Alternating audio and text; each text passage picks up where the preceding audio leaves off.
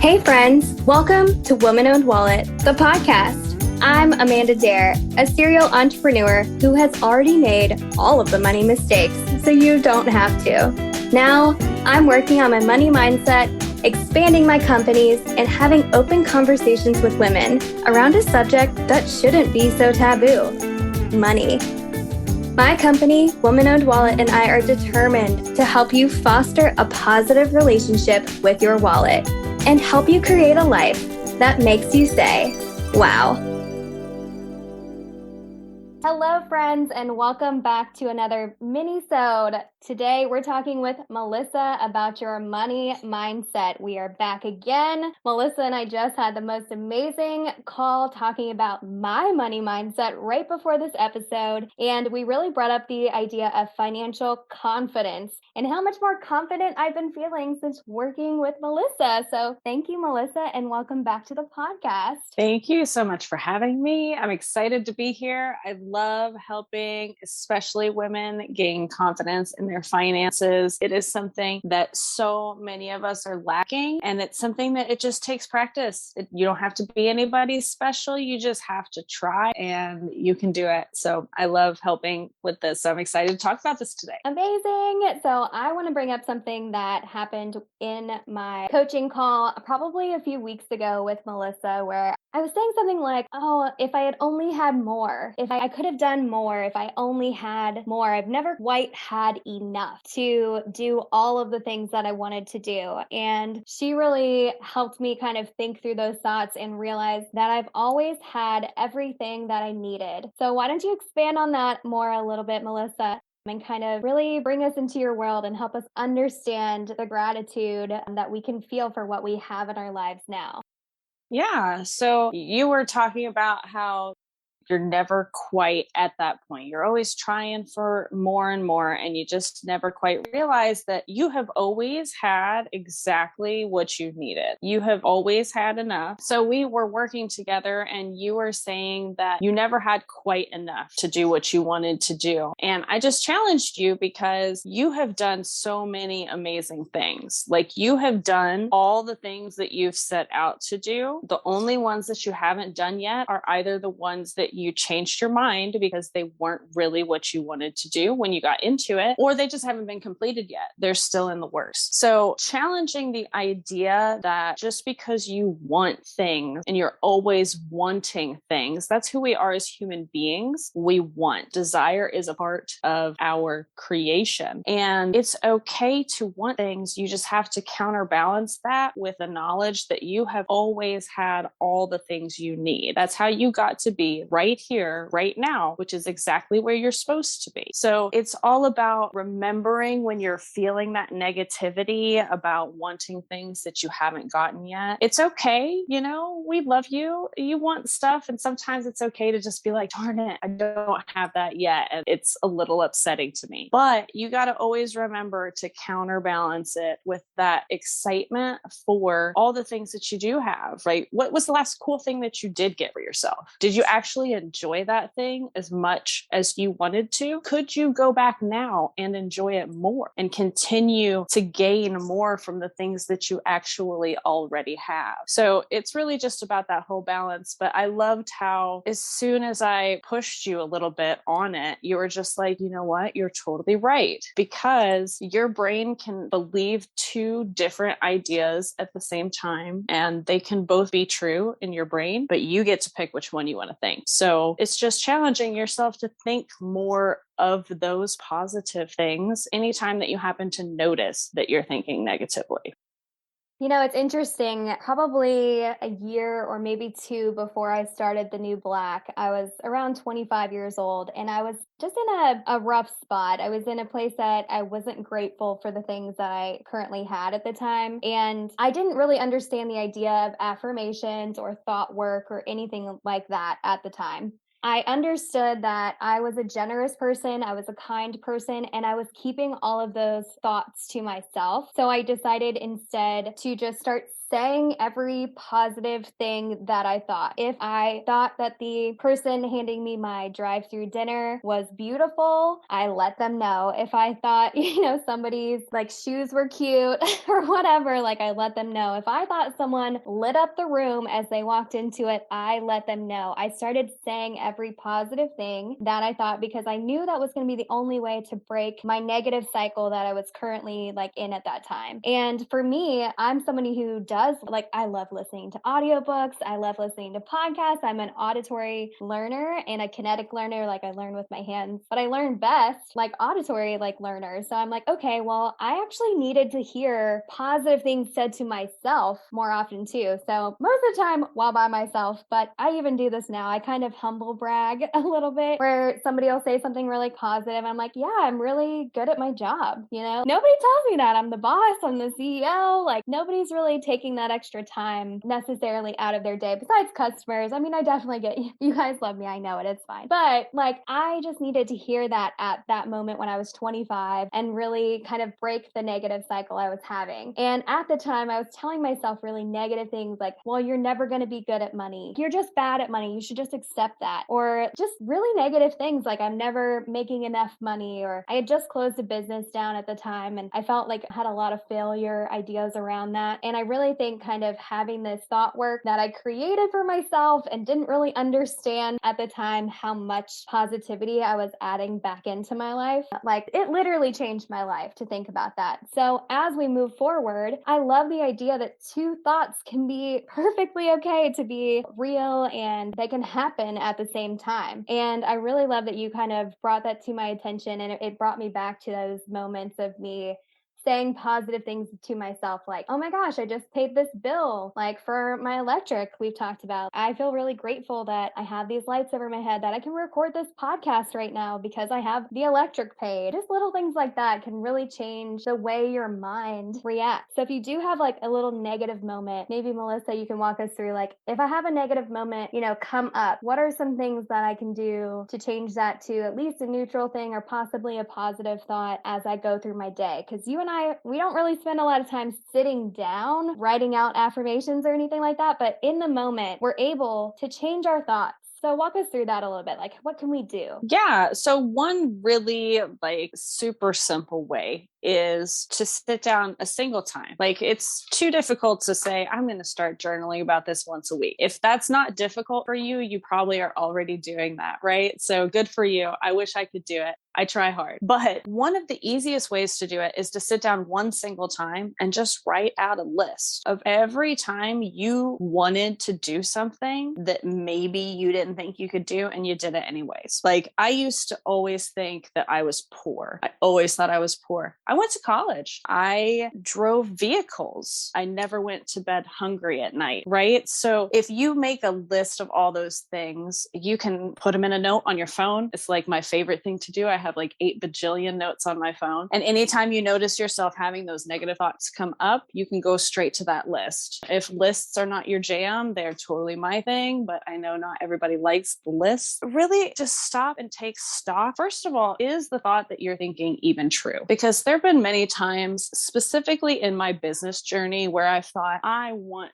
to invest in this for my business, but I didn't have the money in my business to do so. So I didn't. And for a time, I would tell myself, I don't have the money. I can't do that. But that's not true. I could get a business credit card tomorrow if I wanted to. I'm choosing not to. And that's another really strong, powerful way that we can take back our own power. It's not that we can't do things. It's we're powerfully choosing not to do certain things in order to do other things that we want more. So if you can really just stop, take stock if the idea that you're thinking is really really even true. Because a lot of time you can debunk it yourself if you just take the time to consider it. And then even if it is true, what can you believe instead? What is also true to you that you can believe instead? So if I wanted to invest in this and I can't do it, I could think to myself, I can't afford it. And is that true? Could that be true? Sure, it absolutely could be true. But I could also think, I'm not getting this yet. I'm not saying that I'm going to get it for sure. There's no like promise to myself. I'm not setting myself up for future disappointment. I'm just saying that I could get that. I'm just choosing not to get that yet. I may change my mind in the future, but even just adding that yet to the end of your thought can open up so much.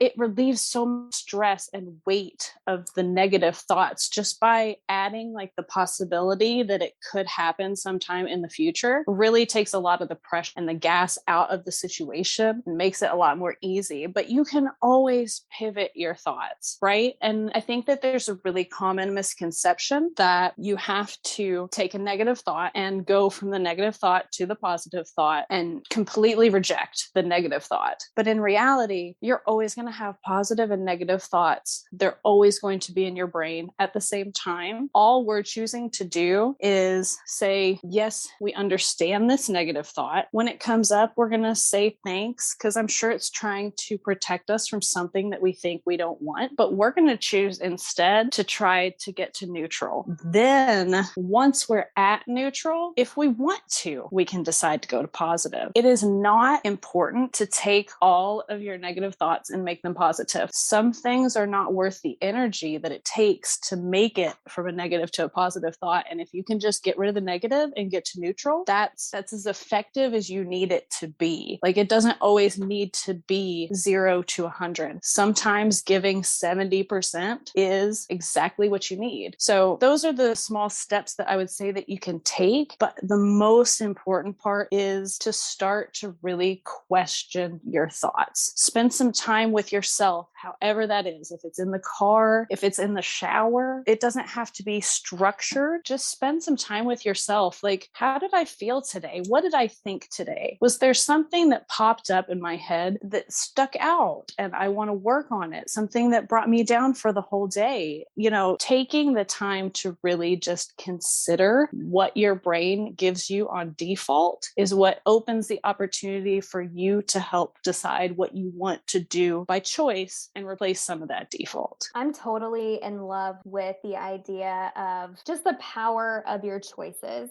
My mind is like, when I feel uncomfortable with my money is when I feel out of control of my money and that it's like slipping through my fingers and I don't know where it's going and all of those things. And there's so much that's happened on my money journey that was about avoidance and like not really addressing the problem.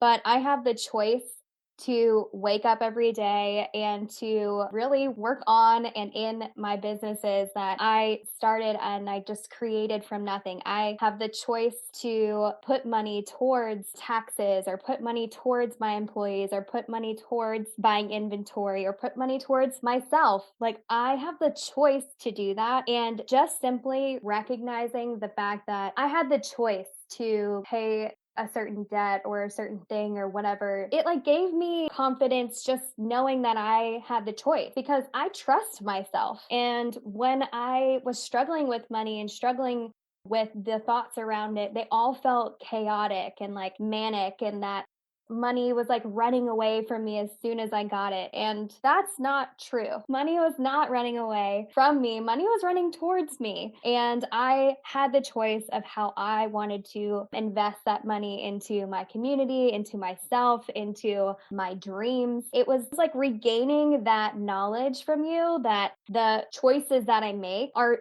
so incredibly powerful. I was just like, oh yeah, like I tell people that all the time. Like when they're feeling a little overwhelmed with their businesses, I'm like, yeah, but remember, like you get to do this. It's a choice that you're making. And sometimes that choice, you're challenged or whatever, something kind of gets in your way, but you have the choice to decide for yourself, being a business owner or being yourself in your own personal finances or any situation really. You are awarded and given the opportunity to choose the way you want your life to look and how you want to experience life and how you want to think about life. Like you choose. So when there's that path in front of you and there's a fork in the road and you have two thoughts that are happening at the same time, for me, as someone who has like 14 thoughts or 14 million thoughts sometimes that are happening in my brain at the same time, what I had to do was physically say them out loud. And my husband told me that I'm an external processor because when I'm in my own head, I have too many like contradicting thoughts and I can rationalize anything. Like I can rationalize the good, I can rationalize the bad, I can rationalize the neutral. But when I say them out loud, I can only hear one thought at a time. So when I was shifting my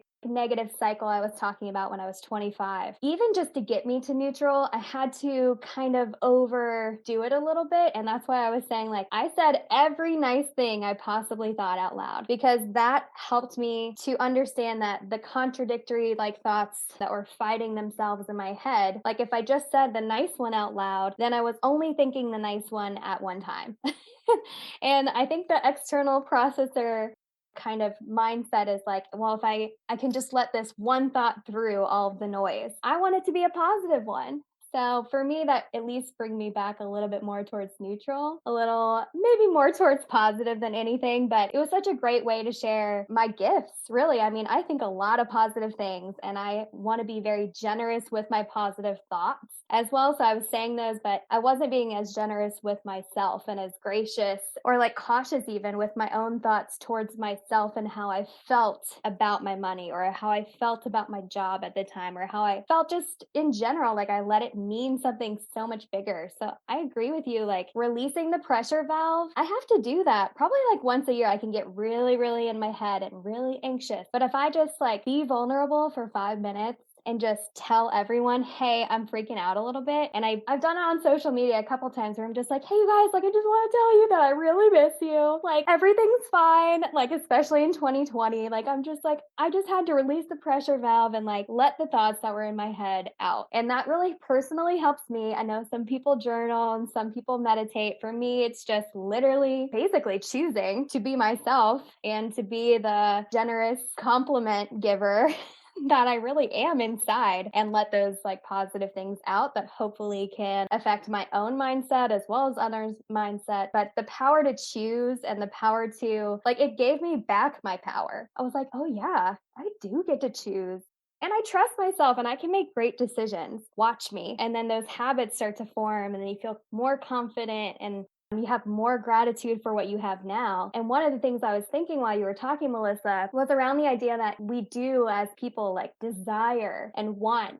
And honestly, every single time that I have wanted something that I didn't have yet, like they always say you should have like a dream that's so big it scares you a little bit. Like I have really, really, really big dreams and I'm gonna make them happen. I'm not concerned about that. They haven't happened yet. I love that you said that. But each time I had a new big scary dream, it was because I accomplished the old big scary dream. And then I evolved. And then from the experiences I already had, the new big dream came up. It's really actually kind of exciting to have kind of this uncomfortable, big, scary dream because it means you leveled up from your last big, scary, uncomfortable dream. Like you accomplished it. So it's a big accomplishment.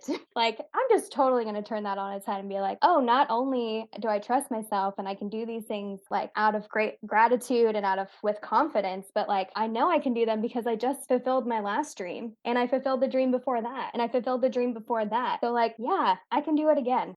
And just think, you can keep a list of all those ones that you accomplished. Like, if you don't want to think back, you can start today. Start that list today. What do you want that you accomplish? And just keep a running list. And every time your brain is like, you don't ever get what you want, you just pull up that list and you're like, see, brain, you're wrong. I love you, but you're wrong. And it's okay. But I really loved how you said that being someone who has like 10 million thoughts in your head all at once, because that's also who I am. There's so much internal chatter. And if you're not someone who's good at journaling or someone who likes to do that, it can be really difficult to kind of take that stuff out of your head and get it out of your body and into existence so that you can kind of move on. So I loved that idea that you can only think one thought when you're saying it out loud and listening to yourself say it out loud. So I'm taking this one home with me because that was a fabulous little tidbit that